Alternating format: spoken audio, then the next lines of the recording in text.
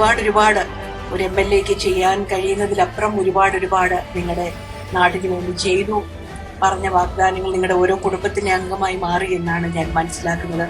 അത് തുടർന്ന് കൊണ്ടുപോകാനായിട്ട് നിങ്ങൾ ഓരോരുത്തരും നിങ്ങളുടെ വിലയേറിയ വോട്ടുകൾ കൈപ്പത്തി ചിഹ്നത്തിൽ നൽകി അദ്ദേഹത്തെ വൻപിച്ച ഭൂരിപക്ഷത്തിൽ വിജയിപ്പിക്കണമെന്ന് അപേക്ഷിച്ചുകൊണ്ട് ഈ പരിപാടി ഉദ്ഘാടനം ചെയ്ത് അറിയിച്ചുകൊള്ളുന്നു. നന്ദി, നമസ്കാരം.